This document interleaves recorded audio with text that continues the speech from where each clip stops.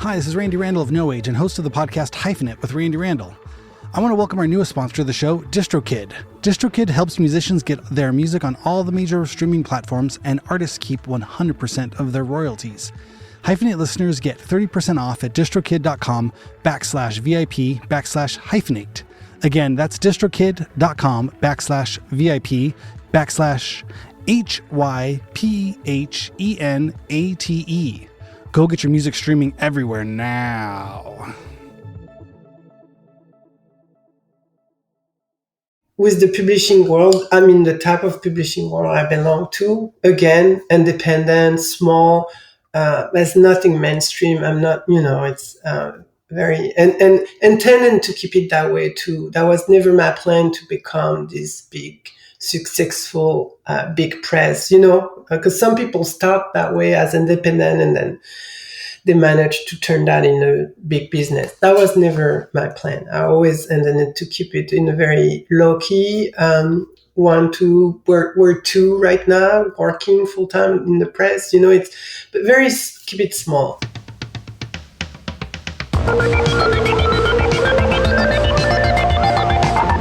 What's happening? Happy Thanksgiving to everybody out there who celebrates the day of the turkey or the Tofurkey Day. This is Hyphenate with me, your host, Randy Randall. On today's show, I'm very happy to welcome my good friend, Dorothee Perret from Dope Press or Dope Press. We'll get into the name of her press and her awesome publishing line that she does with an incredible group of artists, and also talk about her magazine empire that she built on paper and now is transitioned online to Paris, LA. Dorothee rules. We've gotten to know her a bunch over the years. I think she was a friend of a friend, Wendy Yao, I think first introduced us when she was here in Los Angeles. And when Dean and I from No Age, when we were in Paris, she was so generous and so nice to host us and let us crash on her floor on the early days of touring and playing, overseas. It was always nice to have a friend and a friendly face and somebody to make a meal. And yeah, it was great. And we got to know her husband, Oscar, and their kids a little bit when they were younger. Now they've grown up. And since she's been in LA, it's been just fun keeping in touch. But also it's hard. It's hard keeping in touch. Everyone's busy doing things. You'll hear about all the great books that she's puts out and the magazine. Now moving online, but. Yeah, she's always just so cool and so sweet and so generous and so much about the community. And she's featured No Age in the Paris LA magazine years back. And I was looking at, people I knew who independent publishers. She sprang to mind. I saw her a couple years back at the Acid Free book fair and got to catch up a little bit then. And she's awesome. But yeah, I hope everybody's having a good Turkey Day. I remember Thanksgiving was it still is an interesting holiday for me. I think I turned vegetarian around 14, 15 years old, but I was still eating cheese and eggs and all this stuff. And then once I moved out of the house where I grew up and then started college, the idea of going vegan, it sounded more interesting, but also still tough. I didn't really know much about it, but I volunteered at this organization here in Southern California called the Gentle Barn, which is a animal sanctuary, or at least at the time it was an animal sanctuary, and I think they've gone on to add other services that they add. But the original one in the valley here, I volunteered to help serve food and just kind of help, generally lend a hand on this Thanksgiving. And it was awesome. And it was all vegan. It was a whole vegan Thanksgiving. And I was just like, this is incredible. And the food was so good. And I had so much fun just setting up all the chairs and helping bring out the food and clear the plates and everything. And then also just being around all the animals and everything that they had there. I mean, I remember they had these huge pigs that they'd rescued from a pork pig, slaughterhouse, and the cows and chickens, and it was so fun. It just was totally everything I was looking for in my life at the moment. I was like, vegan, yes, here it is. So Thanksgiving was kind of my vegan awakening. Okay, this is fun. This is how you can do this and do it with the community, and it's cool, and everybody's cooking and lending hands and chipping in and stuff. And so I felt, it was one of those first sort of fun giving back sort of things, but also taking something to move forward with. So that's when I went vegan. I think that's probably around when I was 20, 21 years old, and now what of my 40 some odd years in. 43. So, what is that? Almost half my life, something like that. So I always think of that on Thanksgiving, and I've had many funny tofurkey experiences on Thanksgiving. I've got a pretty good recipe down now. I can do a spicy, sweet sort of tofurkey, the little football. I remember early on not knowing how to cook it and then going over to my aunt's house and bringing this still rock hard frozen tofurkey. Just like, what do you do with this? I was like, I don't know. We threw it in the oven, but if it hasn't been thawed out, it takes, over an hour to cook. And I think it wasn't done till later in the afternoon, but I just kind of sat through it all. But then I realized you have to defrost it or thaw it out the night before, and then you cook it up. I like to do, what do? I kind of slice it up. I do a little bit of Bragg's aminos, some orange juice, some apples, and then jalapenos and other carrots, maybe some potatoes, peppers, other stuff in there, and I kind of put it all. It's like one of those deep sort of like glass dishes, and then cover it with foil, maybe with some sriracha sauce on there. As the Doughboys would say, I'm a bit of a heat seeker, and so I like it kind of spicy, and then and it's great. And there's all kinds of good peppers and other things, kind of sweet and spicy tofurkey, and I like it. And then after, it's always fun to chop it up. So just like I guess you would do with a turkey, but then kind of make a little, I'll fry it up in a pan the next day, for leftovers. Man, that is good. I'm getting hungry just thinking about it. This year we're traveling for Thanksgiving, so I don't know if I'll be making my sweet and spicy tofurkey this year, but maybe I'll make it before or make it after. It's always fun. You never really need a reason to make a tofurkey. You can make it whenever you feel like having one. I hope everybody's having a good Thanksgiving or a good Thanksgiving break. I know a lot of the kids are out of school, so I hope everybody's travels are safe and everyone's being good, having good, fun family community time. That's one thing that comes up a lot, I think, in this interview with Dorothee, is just that power of community and finding like-minded people and championing your friends and, putting good stuff out there in the world. And I think that's definitely what Dorothee's been doing for many, many years with Paris LA and then into Dorothee Press. And go check it out. You can go to Dope or Dope, as you would say in English, DOPE Press, PRESS.FR. So dopepress.fr. And then you can also find Paris, what do you call it? Not a dash. That is a dash. Yeah. Paris-LA.com. PARIS-LA.com. In case you don't know how to spell com. .com. So parisla.com and let me find it again. Make sure I have this correct. dopepress.fr. Thanks, Dorothee, for coming on. I appreciate it. Thank you, everybody. Hope you're doing good. Have a good Thanksgiving and check it out.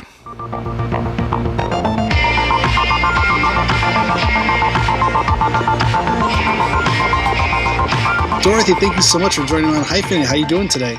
I'm good. Thank you for having me. It's great to be here. Of course. It's great to see you. I think the last time I saw you was at the Acid Free show. Maybe that was 2 years ago. Gosh. Probably, yeah.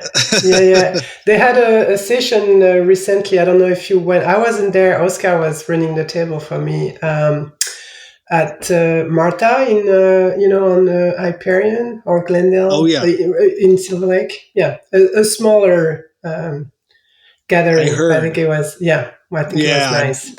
Yeah, I couldn't go. We got soccer now. Our kids it's the official soccer age, so the weekends. Oh, I see. Serious commitment. Yeah, we've become sports parents. Yes, or football. But yeah, we have the chairs and all the balls and all the water bottles every weekend. That's great. Is it like soccer or American football? No, like soccer. Yeah. Soccer. Yeah, soccer. The real one. Yes. AYSO. Yeah. No, and then, the kids. We have now the kids are 5 years old and 10, so it's a great age for that. 2 boys, so they love getting out there running. Yeah, and you need to get that energy out, right? Yes, it's become essential now that we've started it. I was like, I don't know how we survived without this before. They're so much more relaxed after. I can imagine. Yeah, you're a little. I don't think I know your little last one. Wilson. I met him. He's a firecracker. Yeah, I know. He's been keeping us on our toes. It keeps us young, I think. Yeah, it's great. And then it's great. It's like, it's a real family, right? As soon as you get, it becomes this, more kids, they fight. Yeah, we got the dog, we got the sports, we got all of it. We got a dog too. We got a pandemic dog. I don't know if you did that too. Oh, yes. Yeah. Yeah. Same, yeah. We were home. So that was always the big reason why we felt like we couldn't have a dog, because we were going to always be gone, or I was always going somewhere, right? With music. And then at this point, I was like, well, it looks like we're staying put for a while. So let's go ahead and onboard the dog, bring him in.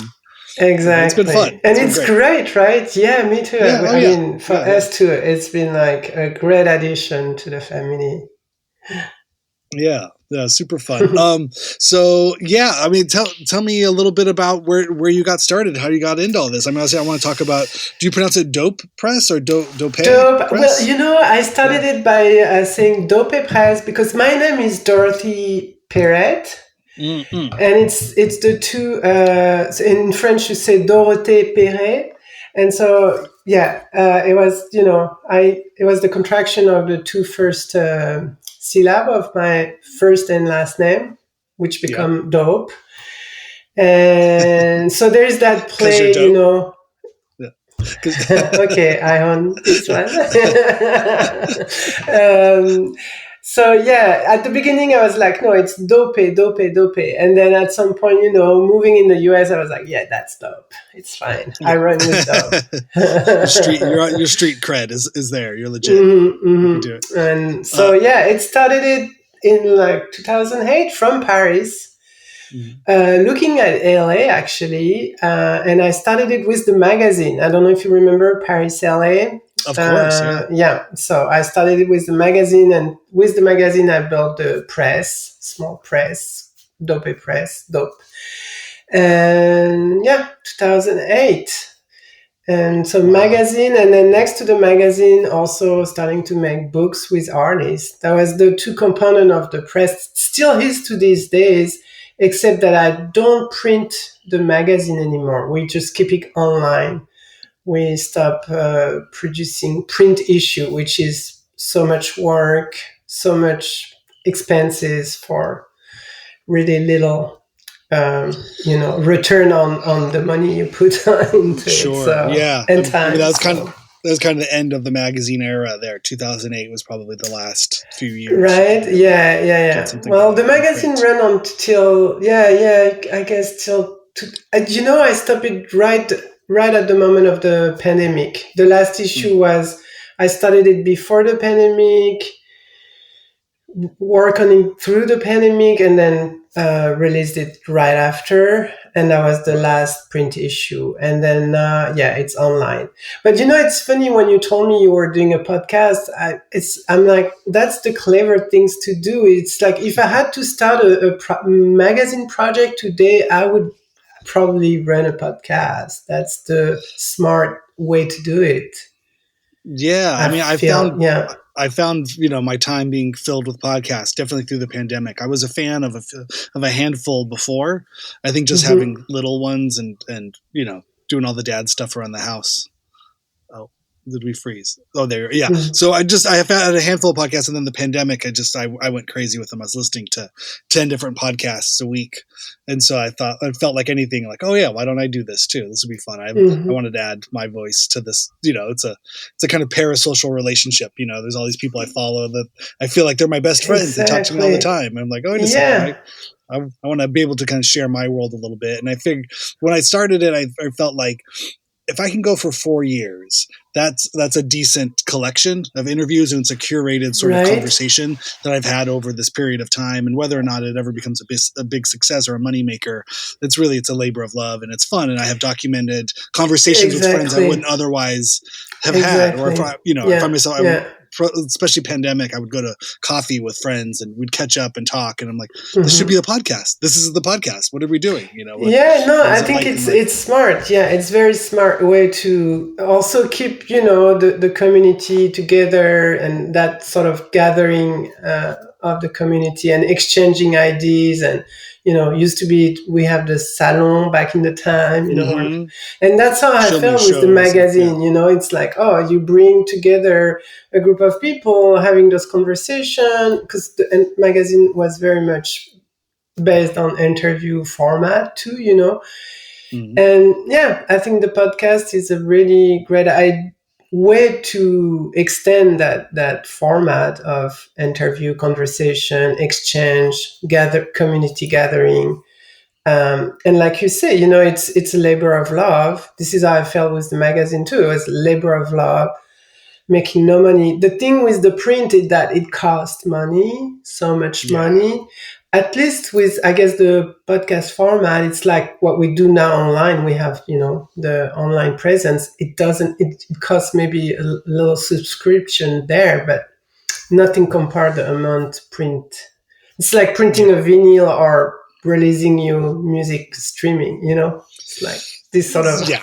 It's pennies on the dollar, for the amount of people, and especially as it becomes normalized and everyone just accepts it, and the younger generations don't really know any different, then it just becomes like, why I'm just doing this. If you print records, it's really just for the collectors and for the older people, right? And some people, young people buy them. I'm not saying that young people don't buy them, but it's even if they buy them, mostly they're going to listen to the stream.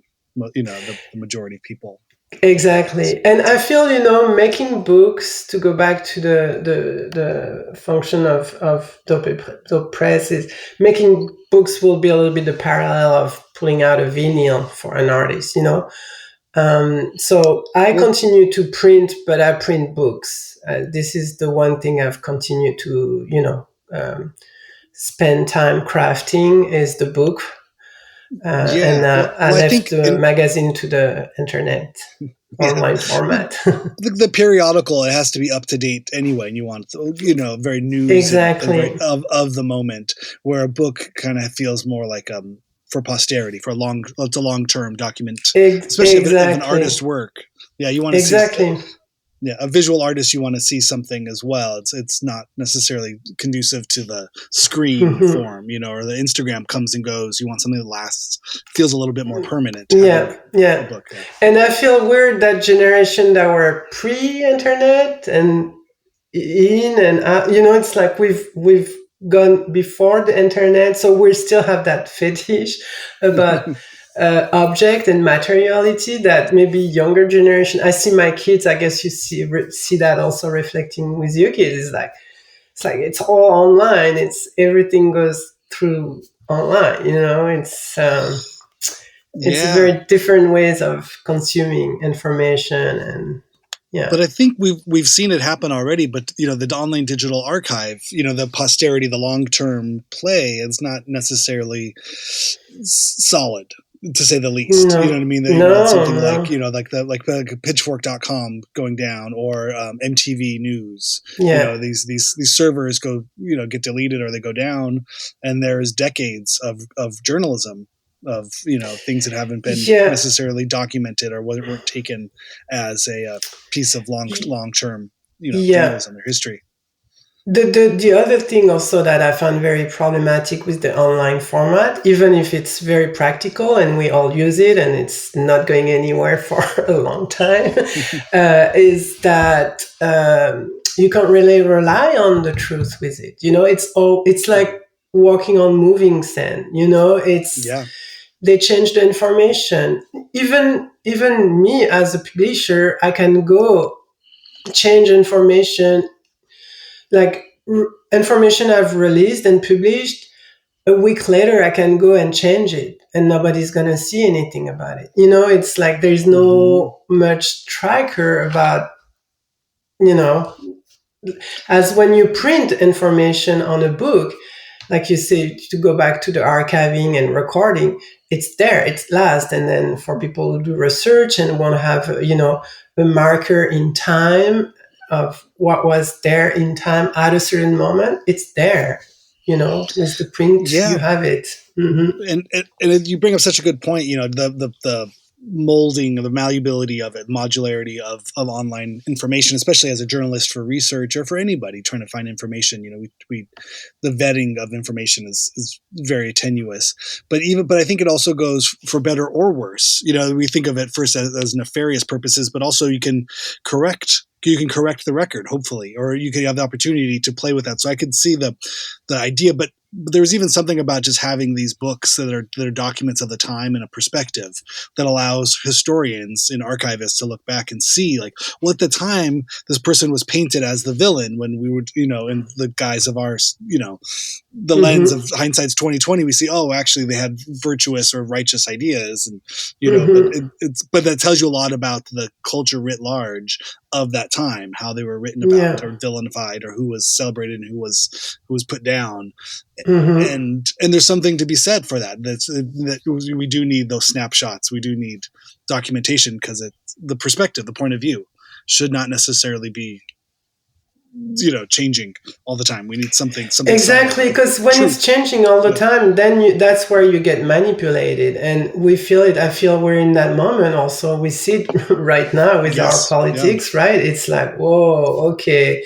It feels we get a lot manipulating also by whoever has kind of a, I mean, I'm not a conspiracy. I don't buy in conspiracy, whatever, but I love a good conspiracy. I love it. But still, you feel there is those big waves of, like, and social media and the whole things going on online. You're like, whoa, okay, yeah, they control a lot of information, and you feel they can sort of like, direct and make big waves, and it's a little scary, I feel, so the more reason to, do the type of work you're doing or I'm doing, or where it's like, it's real, you're gathering with people, you're having real conversation, real exchange, and hopefully, this way of relating to each other is so much more meaningful than just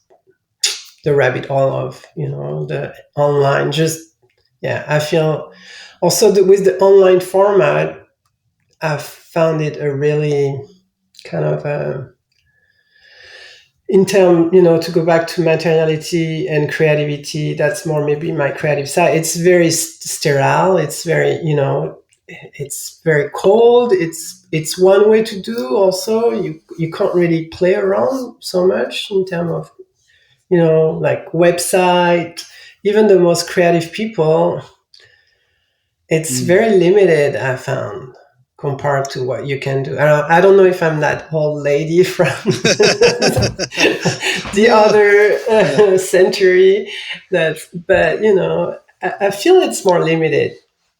Well, I think, yeah. I mean, I think you bring up a good point. Even just in terms of like an author's voice or point of view, and I think there's something that I think that's still, at least for our generation, where it's difficult to believe. Obviously, it's difficult to believe what you see. So there's an inherent distrust in anything online. That obviously this is it's an electronic image created electronically, and versus seeing something that feels very tactile and made by hand, whether it's a sculpture or a piece or visual art in whatever with shape or form. Like, okay, I can feel the person in this.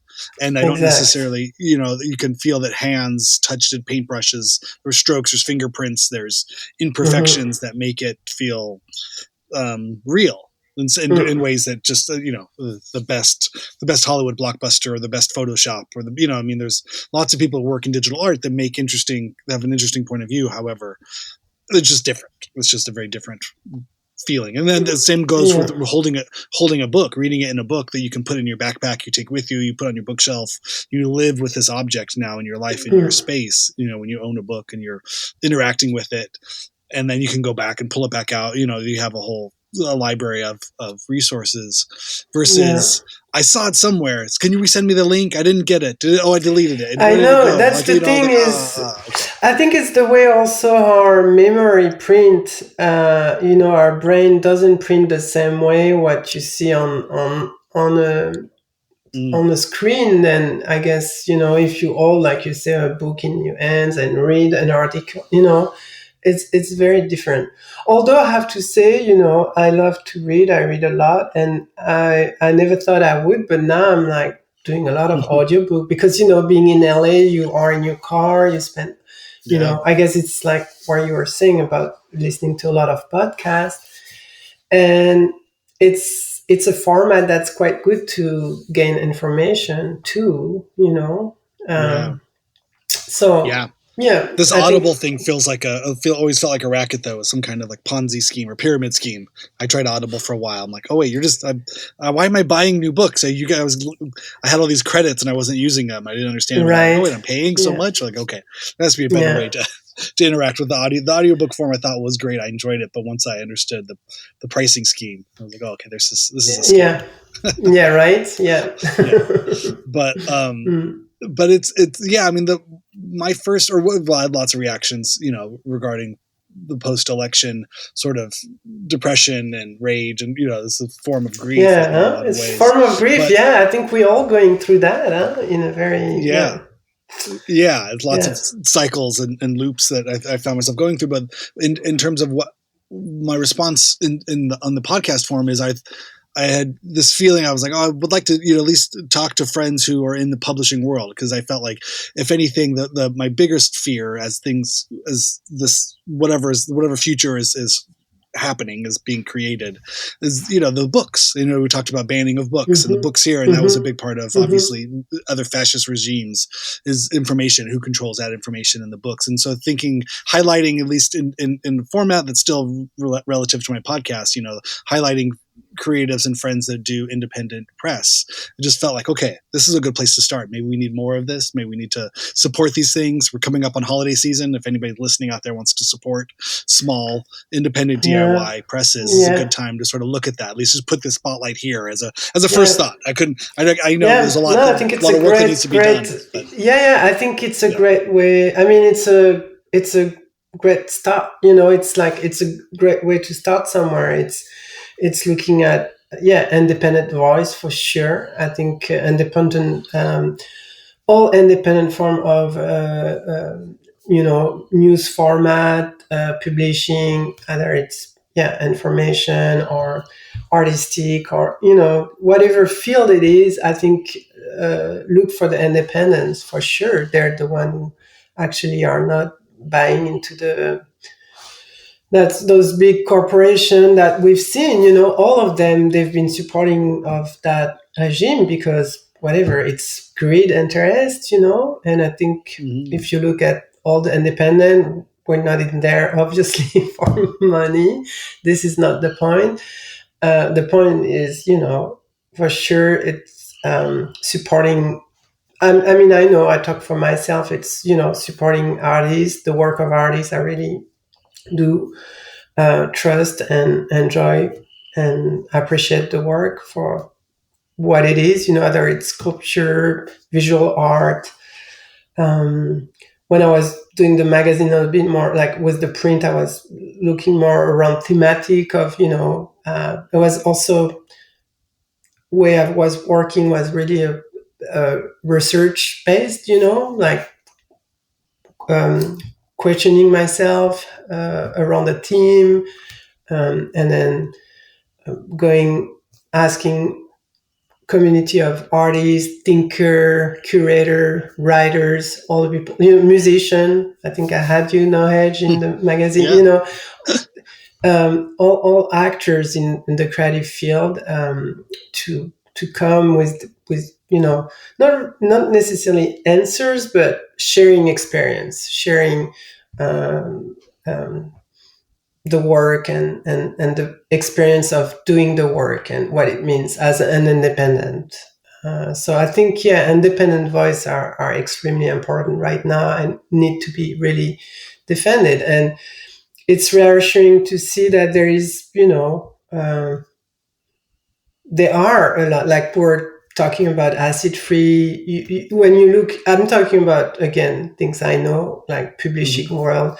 When you see a printed matter, the big fair they're doing, once or twice a year, in New York and LA, it's like, it's gathering, I don't know, 300, 500 publisher coming from around the world. You could think it's small, and it's small, it's a, but still, it's kind of reassuring for me that, oh, we are that many doing, that work of supporting,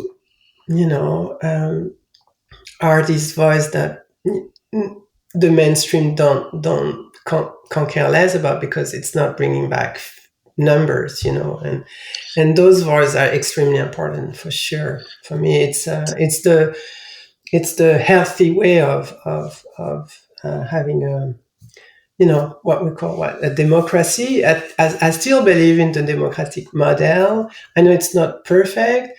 I still believe America is offers democratic ways of doing and working. It's an experimentation. I think it's Obama who said that the first time. The 45, I can't even say his name, Yeah. I'm Yeah, like, you don't have to. Yeah. No. And so, I think it's an experimentation, and we can't. The other thing I want to say that's really important is to stay aware and to stay awake, and not, not be complacent, and be very attentive of what's going on. So, and it's one I'm way struggling to, with that. I feel like there was a lot of the I don't know how to say it, but like the first 4 years of of Donald Trump, it just felt like every day there was something shocking in the headlines. You know what I mean? I would wake up in the morning as like just horrific headlines, and maybe it was 50% true, or if it was 50% that he was just saying something and 50% he was actually doing something. And I realized I was like, oh, this. I just felt like this horrific kind of yo-yo, sort of pulling people's strings. And then I realized that was part of the strategy, was to just rile up the opponents and get everybody talking about one thing over here. He says something outrageous and then does something different over here, or has this kind of thing. So that game of how he played the media in that first term, and so in the feeling of like wanting to be attentive, wanting to be aware, I also have this kind of strategic blinders on, which maybe I feel some guilt around, but at least for now, I can't have a daily kick in the stomach around these, or the outrage of it all, because I understood like the time to say my voice was the vote, and I voted, and there's gonna be lots of other opportunities to inject and to protest and to lend support and call out causes and be there to be a voice. But the daily onslaught, it was not an accident. I think it's a form of aggression that for myself personally, it was just it was horrific. And I'm like, I'm trying to get my kids ready to go out to school. I can't think about this horror movie that's happening in real time. I don't want to, I know some of that I may be guilty, I may be bad, or be naive, but there's some type of this, or even this is a white privilege that I can say, oh, I can't pay attention right now. I'll be the first to call myself out on all of those things. But it's if just anything, my I version think of survival, I think survival. No, I can totally relate to that. I I wouldn't say guilt. If I say anything, be grateful that you actually can practice self-care for you and your loved one. I think it's I can't, I think,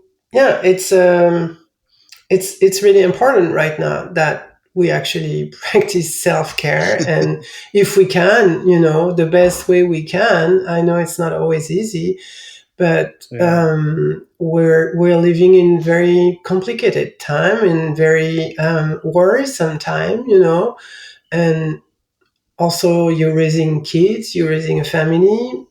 I think it's legitimate, and to also act that way, that you actually want to be in good shape to raise those kids. Right. Yeah. No, and we've had the it's conversations really, with our 10-year-old, like, what does this mean? And he saw how upset we were, and he was trying to comfort us. And I was like, okay, this is inappropriate. I don't want him to be the care provider. We need to care for him. Yeah. But my wife and I were very upset, that first week, those first few days.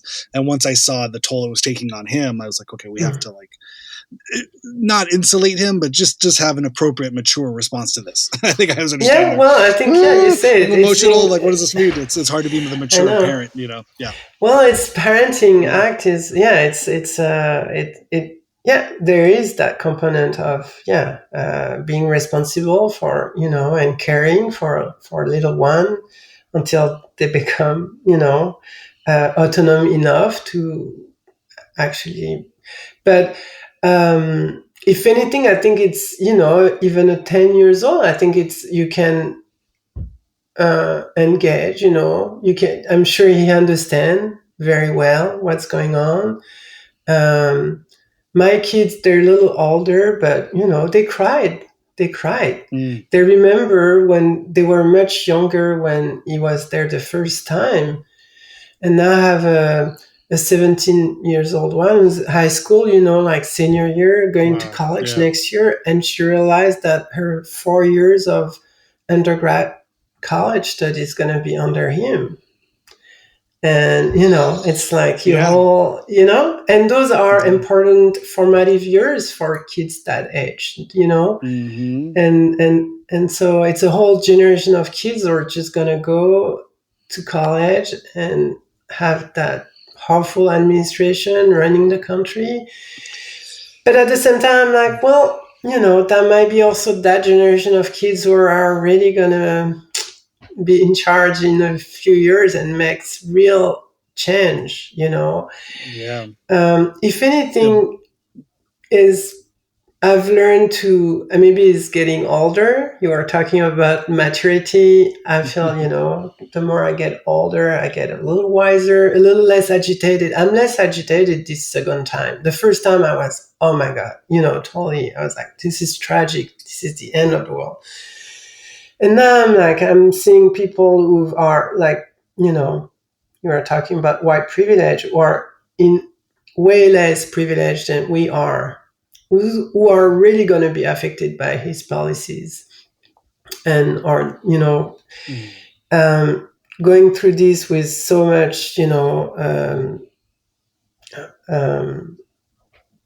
calm, and kind of like understanding what it means, and resilience. And, I'm like, okay. So I've come down this second time. I'm very upset, for sure. I'm very, but I've come down, and if anything, I'm like, yeah, I'm ready to fight those policy. I'm ready to, do whatever I can. I've become a citizen a year ago to be able to vote. So now I can That's great. vote. I can bring Yeah. my voice to the. And then, if, I'm doing some political volunteer, I'm campaigning, I'm doing that type of stuff, because I feel this is the one thing we can do. We have that freedom here. There is a real activism. It's real, it's, and Yeah. to me, it has been actually being part of that sort of political activism and campaigning, and being part of, a whole, community that's doing that type of work has been, I don't know, that sense of belonging, not feeling alone in this, feel like, okay, there are many people, and the thing when you do that kind of volunteering is, it's not the people it's not the community I'm used to be around, like the art, The creative, creatives. it's really, it's people who are just there because we're sharing a political vision, a common political vision, and it's people coming from very different background, doing different type of, job, profession, all age, all race. I mean, it's very mixed, and so it's kind of reassuring to see, okay, we are all, there's that diversity, but we can all kind of, come together and That's the part, to have, celebrate that diversity. Yeah, all these voices and have from backgrounds. Yeah. like a common ground for coming together and be a collective strength and force against the big evil, yeah, greed people in this country, because I really believe it's the greed in this country that kills the whole social network. It's the greed. It's, at the end of the day, they're all there for the money, and that kills it all. That's Yeah. my experience of living here for 10 years. I'm like, oh, okay. At the end of the day, it's really the money that really destroyed the whole thing. Yeah. Yeah. No, I Mhm. think it's one of these. Yeah. Yeah. So many, so many good points. I mean, I want to talk a little bit about the community that you had mentioned before. Formed around like printed matter and some of the other Mhm. sort, independent press. How did you find them, or how do they find you, and how do you find working, alongside some of these other publishers? This is a new world. I mean, I did not come from an art Mhm. book background. I've come from very punk. I've read the mainstream Yeah. music magazines. The books I Yeah. got at the library. I had no real personal connection to a lot of these things, and I've been learning through some of the people I've interviewed, sort of where the grassroots sort of nature of this and the role it's played. Yeah, I think it's not much different than you were talking about the punk music movement you come from and grown up with, and um, making music. The labels you've been working, musician you've been. I think with the publishing world, I mean the type of publishing world I belong to. Again, independent, small. There's nothing mainstream. I'm not. It's. Very and intending to keep it that way too. That was never my plan to become this big successful big press, because some people Mm-hmm. start that way as independent and then they managed to turn that in a big business. That was never my plan. I always intended to keep it in a very low key. One, two, we're two right now working full time in the press. It's but very keep it small. I think the community and the people you work with, for me, really come from the artist relationship. That was my, really how it started it with the artist. I call Dope Press, Dope Press for Artists. So that really is the heart of, my community. It's the artist. And then the peers, people doing the same type of work that I do, and the other independent publisher, I guess I've, through doing the work, gathering around the fairs. Fairs are a really great moment to meet your peers and really create those relationships, um, and that sense of belonging also to a community. I don't do a lot of fairs because it costs traveling, and unfortunately the book business is not really a business that, it's like if you cover your expenses, you're happy. So I used to, at the beginning, as a young press, that was a way to invest. I was investing. I went to New York from Paris. I went to New York, did printing matter, that type of travel. I would do it just also to reach out and create, those relationship, and present yourself to the world. Going to a big fair like that and being present at a big fair like that when a young independent press, I would always recommend young starting independent, you know go at the fair. It might cost you a bit of money, but it's good money invested, because this is where you're going to meet other people. You're going to create that sort of relationship, and people will know you exist, because otherwise it's very hard. We all do those works basically from home, or very small, like, and we all very kind of, if I take LA as it's hard. It's not really that you meet people in the street, or so you really need to go Isolating to the, in yeah, some it's kind ways. of Yeah. yeah. So I would say the format of the fair is really important, and we felt it during the pandemic, actually. Not having those fairs, not having those gathering, really had a toll on all of us. It was hard. Aside all the things that the pandemic brought that were very hard, but um, so yeah, the fairs are where this is. I did some in Paris, some in New York, in LA, and that has been really where I've met people I still am in contact with today, and so book fair, some art fairs too. some art fairs do have a little bit of a, gathering like that around books. Um, that has been helpful. But I think the fairs model, the model of the fairs is really what has really brought me in the world of publishing and kind of give me an identity within that world, like a presence. And then relationship.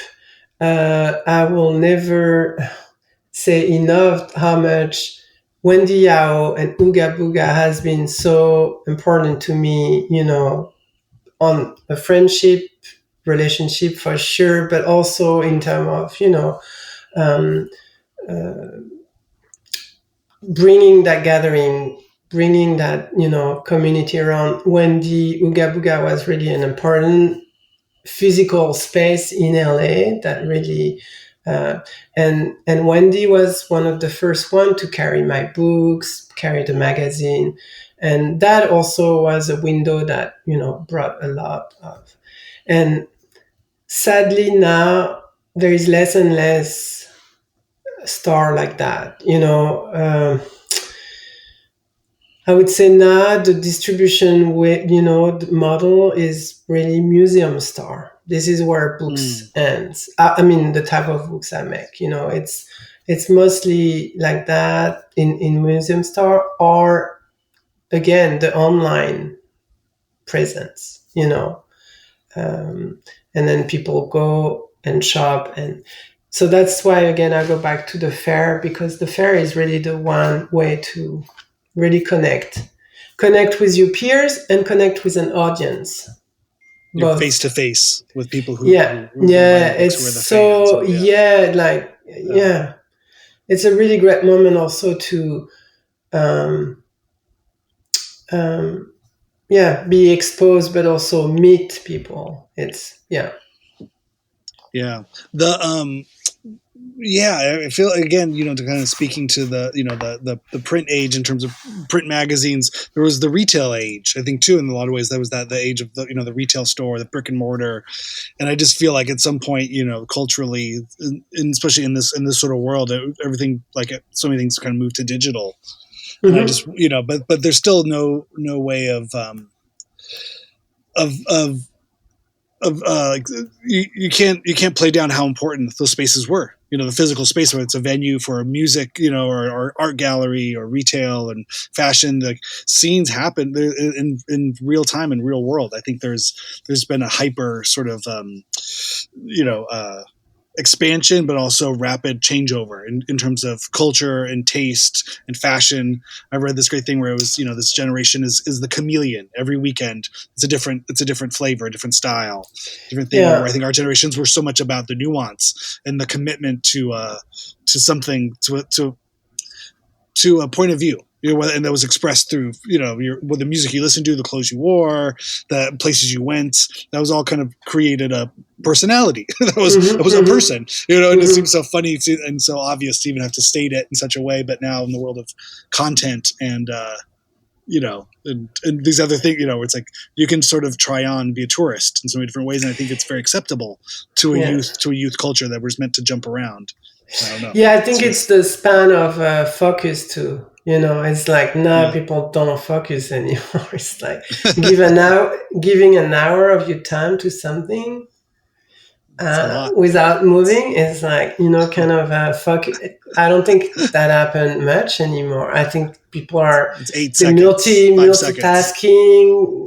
like they're watching a movie on a screen while watching their own screen. I mean, I see it again with the kids, it's like, oh my God, I'm like, being able to watch an hour, like sit for an hour with your kids watch a movie, it's like, wow, we see it. I think cinema shows it well. Like, how theaters have lost audience. Half of the newsstand have closed. People don't buy a magazine anymore. It's like literally physically those space disappeared, and I think it's at least in fashion the model is really nice, like pop-up store is like you were saying, the tourist, it's like, okay, you have a pop-up for a week, that's gonna, bring those brands, those magazines, those books. It's like curated, hyper curated, pop up, and it's there for a week. You have a chance to get it for a week, and then it's gone. And move on to the next. You know what I mean? And that's the culture we're in now. It's I think, to me, it has been pushed very much by the big brands, the big corporation. I've seen it in fashion. I've seen it like that's what they wanted, and they got it because they have the strength and the force and the commitment, and we're all buying into it. It's sad, but really is where we are now. Fast fashion, but there's so much of a negative blowback to that I think, especially with young people, I think that's the one constant is, all of these brands or commerce or trends. It's all based on the attention. It's all based on the valuation of a very young audience who are notoriously volatile. In so many they're ways, not good, faithful. bad. They're not faithful to anything. No. But the idea, but if you can, in any sort of way, engender a sense of responsibility for young people, again, which is not something that is inherent and necessarily within that culture of youth, live fast, die young. But there is I think that was what, I think our generation coming out of the 90s, early 2000s, there was this kind of Fugazi sort of punk, DIY ethos where it was like, that it wasn't about that. It wasn't a flash in the pan. You wanted to be a person of substance. And so you express that in so many ways. So I feel like it again could be a trend, where here's the fast fashion. And you see the fallout of that and the economic or the environmental impact of fast fashion and humanitarian labor, practices of fast fashion. It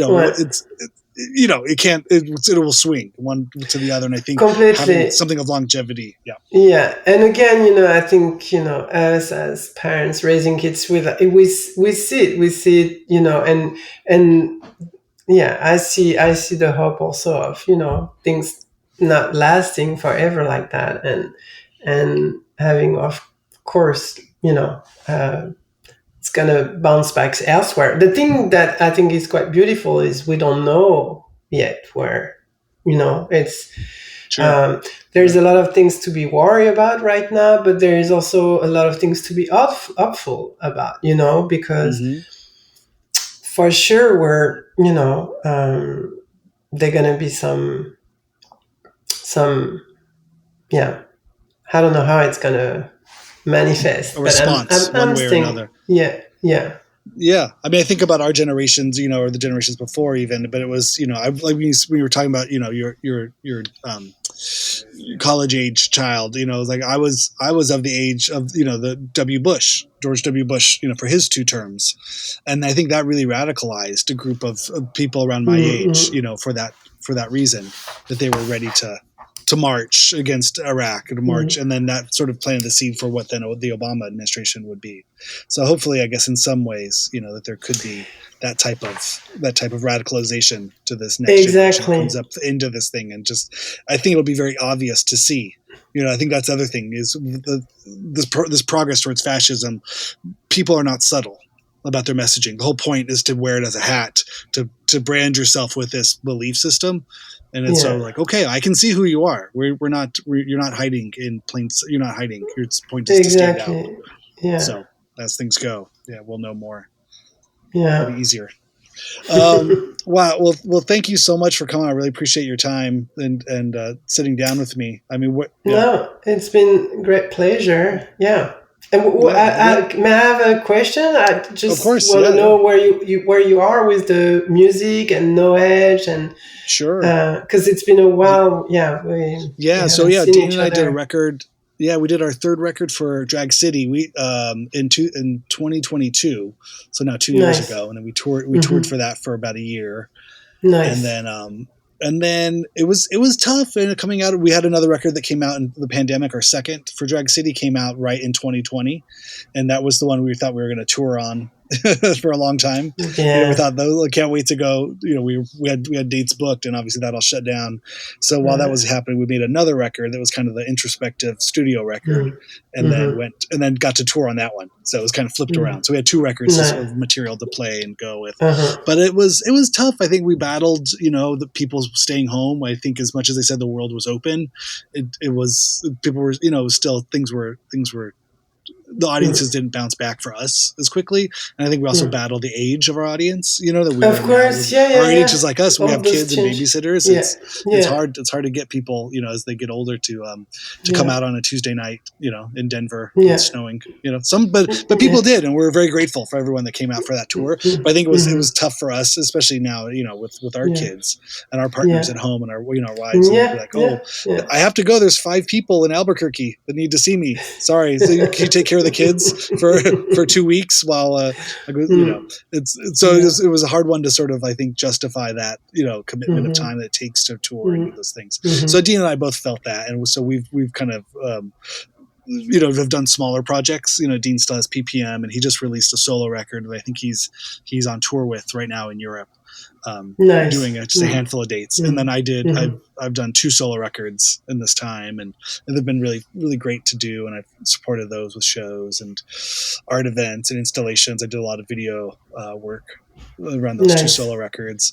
So we did that, and then now it's I have a few other projects that Dean and I are still playing. I think we kind of felt this feeling that there was, in terms of a larger popular music sort of sphere, that we may be in that sort of, the ebbs and flows of trends of things that we're coming up on in 2027. It'll be 20 years.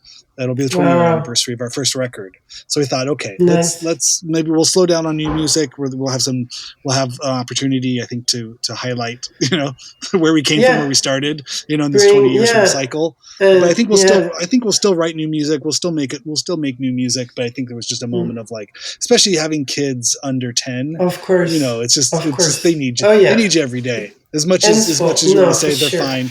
They're fine without me. They're good, but they feel the difference and they'll remember it. So we're trying not to be too much of absentee parents and really be there. Especially dad, if I may say anything for the woman in your life. I think it's really great that the dads show up and are present and as much as the mother. It's for everyone. Everyone is benefited from it.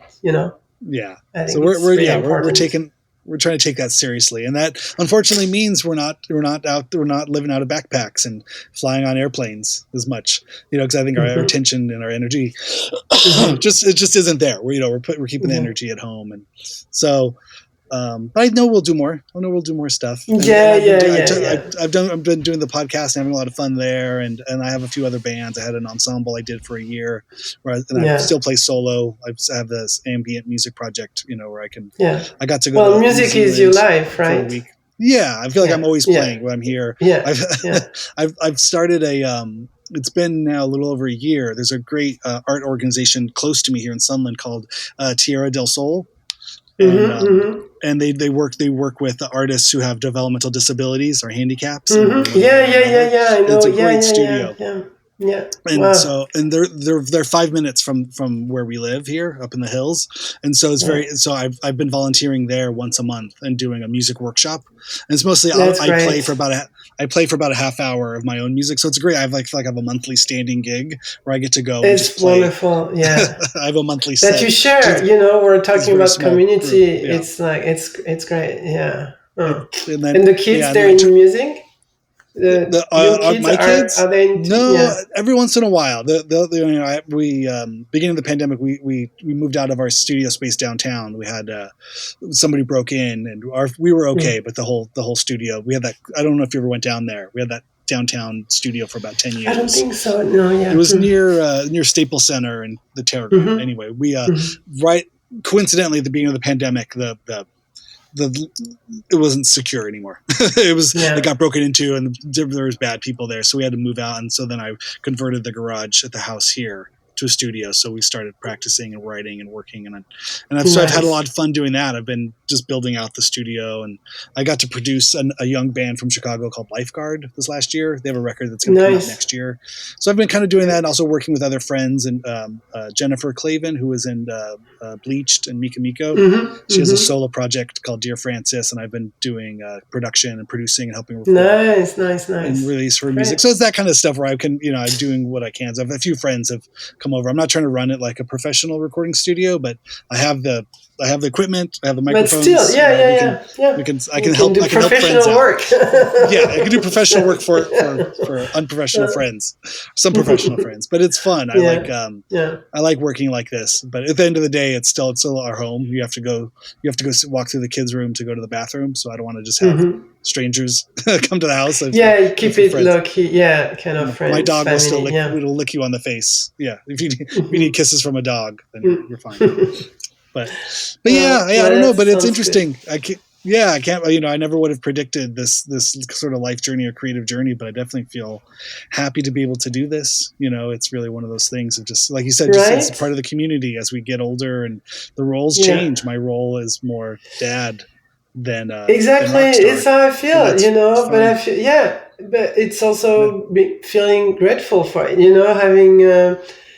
having a family and still doing the things we love. To me, is kind of like it's great. It's great. It's great. And I feel really grateful. As long as I can keep up that way, I'm happy, it's like, what else? It's great. No, I think Dean and I were very inspired by you and Oscar too, and just kind of seeing how you were raising your family and also being creative parents, and creative individuals, and yet still be parents. Those early days of staying with you, and you were so nice to have us sleep on the floor and cook dinner for us. But you had kids, but it was like, these are cool people. We could do that. We could figure this out. I can't say we've nailed it as good as you guys have. You're still I'm sure, some of the coolest parents in the world. But no, but I think you said good meal, good friend, good community. It's like really what matters. Yeah, that's it. And that's it. You can get through anything with that, right? Yeah. Oh yeah. No, that's really is for me. The key is really and keep challenging yourself. It's like keep like you're doing now. You're doing a podcast. I think it's great. It's awesome to keep trying new things for yourself. Yeah. Like I said too, I think this is just a way for me to highlight, those friendships and those voices in the world. And even at the end of it, I might have, I don't know, 300, 500 great interviews. And maybe I can get the transcripts. Maybe there's a book out of that. Or maybe we'll make a book project. Some highlights of some of these great people I got to talk to while doing this. You never know, maybe there's something more long-term or tangible, or even think about my kids. Sure. You know what I mean? Like if I had hours of my dad talking, I don't know if I would listen to all of it, but maybe there's some highlights of me getting to sort of, talk about what my experience of being a dad is, When I told Oscar that, he was like, oh my God, that's awesome. I don't know. You just interviewed one of his big, is it the guy from the Melvins? No, who did you interview? Oh yeah, Dale Crover from the Melvins, the drummer. He was oh my God, it just, so I was like, okay. That's great. Yeah. I know. I should interview Oscar has an impact for sure. Oh, it's great. I know he just had a show there on Western at the yeah. I wanted to go again. I get the emails and it's just like, oh, okay, how can I, you pick and choose. I write everything on the calendar and then we have the game the week before. Like, okay. And she's like, do you have to go? Can you do this? We need this. We need that. Okay. I don't have to go, but I put everything on the calendar just in case if we find the right moment when nobody's doing anything and everybody's fine. Like, okay, I'm going to run out. That's kind of become like the social ninja as a parent. Only one parent at a time gets to run out and go do something while the other one puts the kids to bed. Because that's the hardest part. If you're not here, then you just make more work for the partner. So it's like exactly. No, I think it's great to keep it balanced. Yeah. Cool. Yeah. Awesome. All right. Well, we'll take care. Be well. Tell Oscar I said hi, and I would love to have him on. I will. Maybe we'll schedule something. Yeah, I'm sure he'd be honored to come and chat with you. Yeah, for sure. It'd be great. Cool. Awesome. All right. Well, thank you so much. And send to the family. Send my love to. I will. Yeah, Shan The mentioned she family. remembered she wrote the story for the magazine with Tigra. Yeah. About No, hip hop in big. LA, and she was like, "Oh yeah," she said to say No. hi. Yeah. We just saw Tigra perform at the Greek. This was one of our date nights we got to do. She opened up. It was like a 80s, 90s kickback party, like kind of hip hop. So sweet. It was. She opened it with Bunny. They and they did their song, and then oh gosh, it was wild. It was like all kind of freestyle, like hip hop 80s stuff, and it was really fun to see that. And the crowd was it was wild. We were blown away. It was Two Life Crew performed. Wow.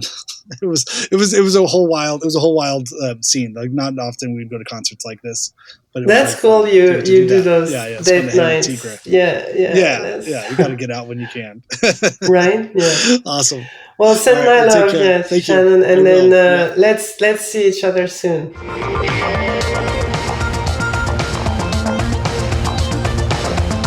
Rad. How awesome is Dorothee? Isn't she the best? Thank you so much, Dorothee, for taking the time and coming on the show. Thank you, everybody, for listening.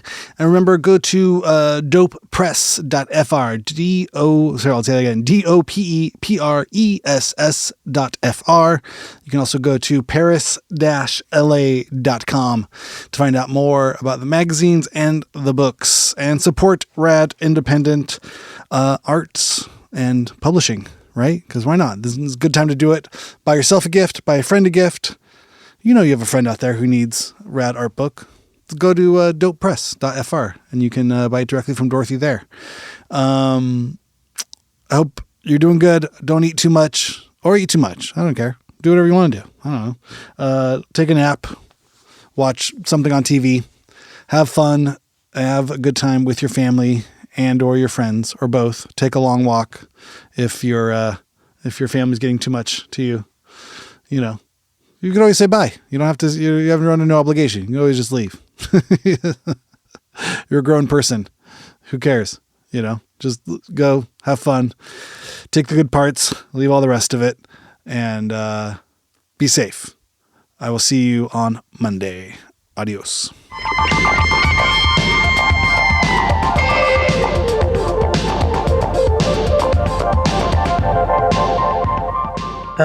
So I continue to print, but I print books.